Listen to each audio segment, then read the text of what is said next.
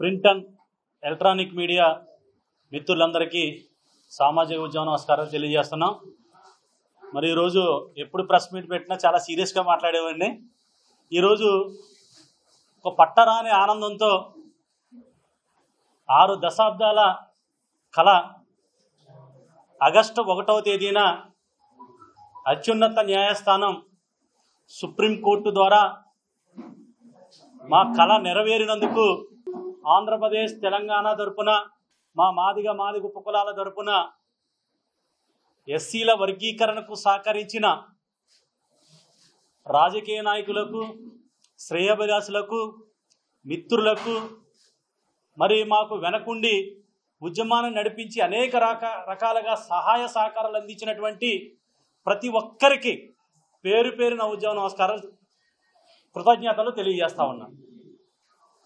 ముఖ్యంగా ఈ మీడియా ద్వారాగా, ఈ వేదిక ద్వారాగా మరి ప్రధానమంత్రి నరేంద్ర మోడీ గారికి అట్టడుగు వర్గాల పట్లైన చిత్తశుద్ధిని నిరూపించుకున్నందుకు, అదే రకంగా నారా చంద్రబాబు నాయుడు గారు ఎన్నికల ముందు ఏదైతే మాదిగ ఉపకులాలు ఎస్సీల్లో ఉండబడే అన్ని కులాలకు సమన్యాయం దక్కాలని మరి ఏదైతే ఆయన మనసులో నుండి ఏదైతే బహిరంగంగా ఎన్నికల ముందు చాలా సందర్భాల్లో ఆయన ఇచ్చిన ప్రకటనలు లేదా పబ్లిక్లో చెప్పిన ఆయన ప్రతి సందర్భాన్ని బట్టి నెరవేర్చే క్రమంలో ఆయన చిత్తశుద్ధి నిరూపించుకున్నందుకు, మరి అట్లాగే వివిధ రకాలుగా మరి లోకేష్ బాబు గారు కానీ లేదా పవన్ కళ్యాణ్ గారు కానీ వర్గీకరణకు మాకు సహకరించిన ప్రత్యక్షంగా పరోక్షంగా అన్ని రకాలుగా సహాయ సహకారాలు అందించినందుకు ఈ వేదిక ద్వారాగా సలాం కొడతా ఉన్నాను.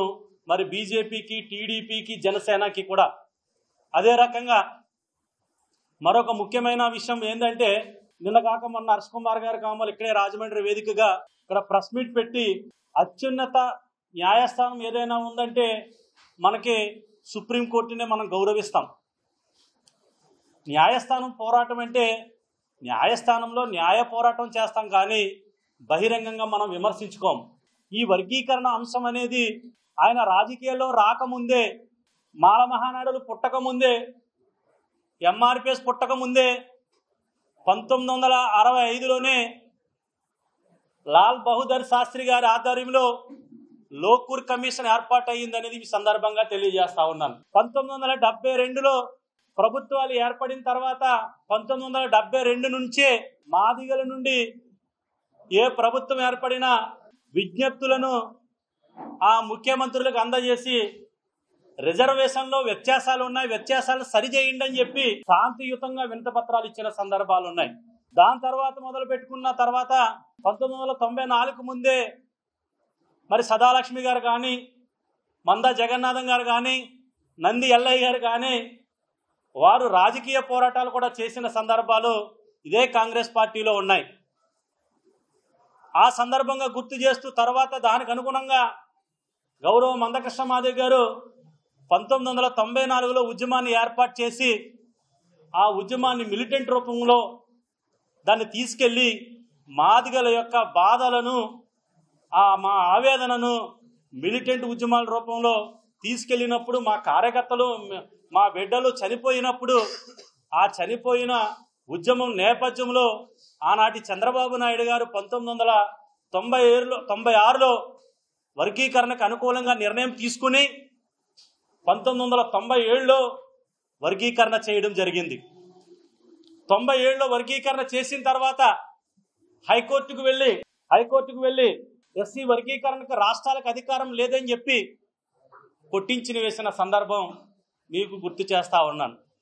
మరి 2000 సంవత్సరంలో మరి రాష్ట్ర అసెంబ్లీ ఏకగ్రీవ తీర్మానం చేసి రాష్ట్రపతి కేఆర్ నారాయణ గారి ద్వారాగా ఆర్డినెన్స్ తీసుకొచ్చి ఎస్సీల వర్గీకరణకు చట్టబద్ధత కల్పించడం ఆనాటి చంద్రబాబు నాయుడు గారు ముఖ్యమంత్రిగా ఉన్నప్పుడు జరిగిందని చెప్పి మీ ముందుకు తీసుకొస్తా ఉన్నాను. మరి ఇవన్నీ కూడా ఇది ఆయన ఉన్నప్పుడే జరిగింది, ఆయన ఎంపీగా ఉన్నప్పుడే జరిగింది. ఆయన 2004 నుంచి 2014 వరకు ఆయన అమలాపురం పార్లమెంటుగా ఉన్నాడు. అమలాపురం పార్లమెంటు సభ్యులుగా ఉన్నప్పుడు 10 సంవత్సరాలు పార్లమెంటు సభ్యుడిగా ఉన్నప్పుడు ఎక్కడైనా ఇండిపెండెంట్గా పోటీ చేస్తే కనీసం 1,00,000 ఓట్లు వస్తాయి. 10 సంవత్సరాలు పార్లమెంటు సభ్యుడిగా పోటీ చేస్తే ఆయన పోటీ చేస్తే ఎన్ని ఓట్లు వచ్చినాయో తెలుసండి? 9,931 ఓట్లు వచ్చినాయి ఆయనకి. అంటే నిన్ను మాలలు నమ్మలేదు, నిన్ను మాలలు అక్కడ 2,50,000 నుంచి 3.5 లక్షల వరకు ఉన్నారు కదా. నువ్వు పోరాటాలు చేసావు కదా. మరి 2009లో మాలలందరినీ వంచి నీ సొంత ప్రయోజనాల కోసం టికెట్ తెచ్చుకున్నావు కదా. మరి ఏ రోజైనా ఆ మాలల ప్రయోజనాల కోసం పనిచేసావా? నేను సూటిగా ప్రశ్నిస్తా ఉన్నాను. ఆయన ఒక రాజకీయ నిరుద్యోగిలా తయారయ్యాడు. ఆయన రాజకీయ నిరుద్యోగిలా తయారయ్యి ఎక్కడన్నా చూడండి, శవం కనబడితే గెద్ద వాలిపోతూ ఉంటుంది. ఎప్పుడు పీక్కు తిందామా అని చెప్పి ఆయన చేసిన మంచి పనులకు మాదిగలు మద్దతు ఇచ్చారనే సందర్భం గుర్తు చేస్తా ఉన్నాను. నువ్వు అనేక పోరాటాలు చేసే క్రమంలో నేనే స్వయంగా మద్దతు ఇచ్చి, మందకృష్ణ మాదిగ గారు కూడా నువ్వు జైల్లో ఉంటే నీ దగ్గరకు వచ్చి మద్దతు ఇచ్చిన సందర్భాలు ఉన్నాయి. నీకు ఎవరో కూడా మాలలు సపోర్ట్ చేయలే. ఆ రోజు కూడా మాల మహానాడు ఎవరో కూడా నీ దగ్గర రాలేదు. కానీ ఎక్కడే సమస్య వచ్చినా నీ పోరాటంలో మాదిగులు కూడా భాగస్వాములై ఉన్నారని చెప్పేసి నేను గుర్తు చేస్తా ఉన్నాను. హర్ష్ కుమార్ గారు, అన్నదమ్ములు లాంటి వ్యక్తులు మనం. తెల్లారితే మనం రాజకీయ పరంగానే, ఆర్థిక పరంగానే, లేకపోతే మన కుటుంబాల పరంగా కూడా అనేక సందర్భాల్లో కలిసి ఉన్న వ్యక్తులు మనం. మాల మాదిగల మధ్య వైషమ్యాలు రాజకీయ పార్టీలు కానీ లేదా కోర్టులు కానీ తీసుకురావట్లేదు. నీలాంటి దుర్మార్గపు ఆలోచనలు ఉన్న మాల స్వార్థపరుల లీడర్ల తప్ప మాకు కింద ఉండబడే మాల చిన్న లీడర్లు కానీ మాలలు కానీ మాకు ఎటువంటి వ్యతిరేకం కాదు. మాలలు మా అన్నదమ్ములు, వర్గీకరణ చేసుకోండి అని చెప్పి స్వయాన డాక్టర్ బాబాసాహెబ్ అంబేద్కర్ మనవడు గారు కూడా వర్గీకరణకు మద్దతు ఇచ్చారు కదా. అదే రకంగా గద్దర్ గారు కూడా వర్గీకరణకు మద్దతు ఇచ్చారు కదా. మరి వీళ్ళంతా మాలలే కదా వర్గీకరణకు మద్దతు ఇచ్చినప్పుడు. అదే రకంగా ఈయనకి ఎవరైతే హర్ష్ కుమార్ గారు ఉన్నారో నేను హెచ్చరిక చేయట్లేదు, విజ్ఞప్తి చేస్తా ఉన్నా. మీకు ఏమాత్రం రాజ్యాంగం మీద కానీ, డాక్టర్ బాబాసాహెబ్ అంబేద్కర్ గారి మీద కానీ, న్యాయ వ్యవస్థ మీద కానీ నమ్మకం ఉంటే న్యాయ పోరాటం చేయండి. సుప్రీంకోర్టుకి వెళ్ళి ఆ రోజు వర్గీకరణ చెల్లదని చెప్పి మాల మహానాడే కదా సుప్రీంకోర్టుకి వెళ్ళి వర్గీకరణ కొట్టించింది. మరి మేము చేయాల్సిన న్యాయ పోరాటమే కదా. ఒక పక్క మందకృష్ణ మాదిగ గారు, అనేక సంఘాలు, అనేక మంది రాజకీయ పార్టీలు ఉండబడే మాదిగ మేధావులు, అనేక మంది బయట నుంచి వచ్చినటువంటి మాదిగ మేధావులు, వీళ్ళందరూ కూడా ఎవరి పోరాటం వాళ్ళు చేశారు. ఆ పోరాటం ఫలితమే ఈరోజు సుప్రీంకోర్టు ద్వారా వచ్చింది.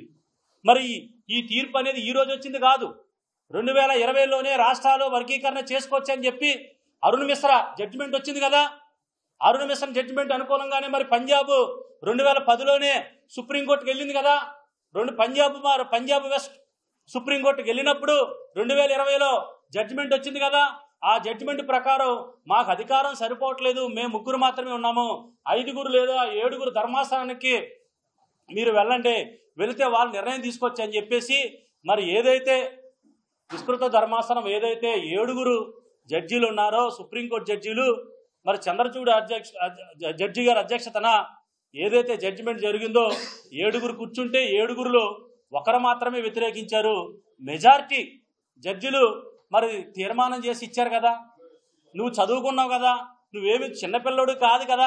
మాట్లాడితే చంద్రబాబు నాయుడు కుట్రదారుడు, బీజేపీ కుట్రదారుడు, మందకృష్ణ మాదిగని పావుగా వాడుకున్నారు. మందకృష్ణ మాదిగ గారి కంటే ఉద్యమం ముందు పుట్టిందండి.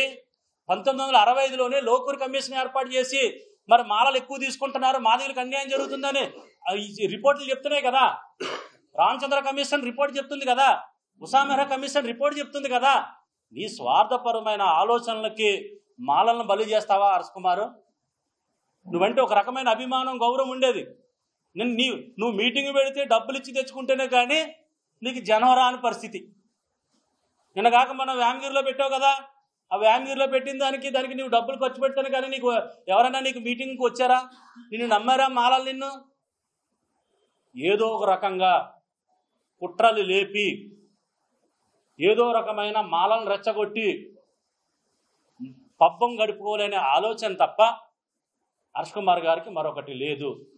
సోదరులను, మాల అన్నలను, మాల తమ్ముళ్లను ఎన్నాళ్ళు జరిగిపోయింది ఏదో జరిగిపోయింది. మనం ఇప్పుడు కలిసి రాజ్యాధికార పోరాటం చేద్దాం రండి.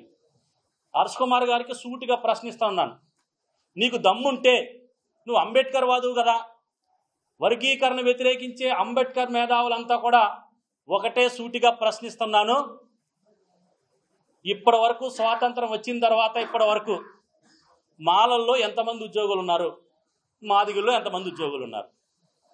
రిజర్వేషన్లు ఉపయోగించుకొని మాల విద్యార్థులు ఎన్ని సీట్లు కాలేజీల్లో లబ్ధి పొందారు? మాదిగలకు ఎన్ని అవకాశాలు ఇచ్చారు? మాదిగ ఉపకులానికి ఎన్ని అవకాశాలు ఇచ్చారు?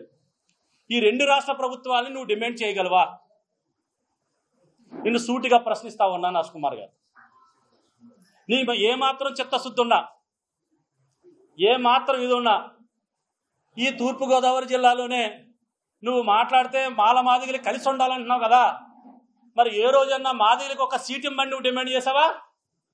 ఏ రోజన్నా మీరు మాలలే కదా ఎంపీగా ఉండి అన్ని అవకాశాలు తీసుకున్నారు రాజకీయ రిజర్వేషన్లు, మరి మాదిగలకు ఒక అవకాశం ఇవ్వమని చెప్పి ఏ రోజైనా డిమాండ్ చేసావా? మాదిగలు నీకు సీట్లేమో సీట్లు ఇస్తే ఓట్లు వేయాలి, మాదిగలంతా నీ వెనక తిరగాలి, మాలలకే మరి వారికి ఇచ్చి అవకాశాలు వారికి ఇచ్చి మాదిగలకు అన్యాయం జరుగుతుంది కాబట్టి మాదిగలు కూడా అన్ని సమానంగా పంచుకోండి అని చెప్పి అత్యున్నత న్యాయస్థానం అవకాశం ఇస్తే దాన్ని వ్యతిరేకించి సుప్రీంకోర్టు తీర్పుని వ్యతిరేకిస్తావా? నీకు న్యాయ వ్యవస్థ మీద నమ్మకం ఉందా? న్యాయ వ్యవస్థను ఎవరు ఏర్పాటు చేశారు? డాక్టర్ బాబాసాహెబ్ అంబేద్కర్ కదా. మరి డాక్టర్ బాబాసాహెబ్ అంబేద్కర్ నిర్ణయాన్ని నువ్వు వ్యతిరేకించినట్టే కదా. లేదా చెప్పు, మాకు మాలలకు ఒక్కరికే రిజర్వేషన్లు ఇవ్వండి, మాదిగ ఉపకులాలకి మీరు ఎవరో తీసుకోకండి అని ఒక స్టేట్మెంట్ ఇవ్వు. మేమంతా కూడా ఏదో దేశం వెళ్ళిపోతాం, లేదా మాకు 15% అంతా మేమే తీసుకుంటాం, మీరు ఎక్కడికన్నా పోండి అని చెప్పండి. ఈ భారతదేశంలో పుట్టిన ప్రతి ఒక్కడికి హక్కులు తీసుకునే స్వేచ్ఛ డాక్టర్ బాబాసాహెబ్ అంబేద్కర్ గారు కల్పించారు మాకు. ఆ అంబేద్కర్ గారు కల్పించిన హక్కులనే మేము అడుగుతా ఉన్నాం. ఏ మాత్రం రెచ్చగొట్టే వ్యాఖ్యలు చేసినా చంద్రబాబు నాయుడు గారు కానీ ప్రధానమంత్రి గారిని కానీ ఒక్క మాట కానీ అంటే ఈ నాలిక చీరేస్తాం, జాగ్రత్తగా ఉండమని ఈ మీడియా ద్వారాగా హెచ్చరిక చేస్తా ఉన్నాను. నేను మీకు ఇంకోటి చెప్తా ఉన్నాను, చంద్రబాబు నాయుడు గారికి ముందే ఫిబ్రవరి 20నే తీర్పు తెలుసంట, అందుకునే పబ్లిక్గా వచ్చి ఆయన వర్గీకరణకి సపోర్ట్ చేసేసాడంట. అంటే వీళ్ళకేమో సుప్రీంకోర్టు వర్గీకరణ కొట్టేస్తేనేమో న్యాయ వ్యవస్థ బతికుందంట, వర్గీకరణకు మరి అనేక కమిషన్లు వేసి అనేక వాదనలు వినిపించి అనేక సమస్యలు తెలుసుకుని అనేక రిపోర్టుల ద్వారాగా నివేదికలు తెప్పించుకుని సుమారు 15,000 పేజీల నివేదికలు తయారు చేసి ఆ నివేదికల ద్వారా జరిగిన అన్యాయాన్ని సరిదిద్దాలని సుప్రీంకోర్టు సరిచేస్తేనట అది తీర్పు వ్యతిరేకమట. మేము తీర్పుకి మరి ఆ రోజు వచ్చినప్పుడు మేము ఎప్పుడు తీర్పు వ్యతిరేకమని మేము చెప్పలేదే.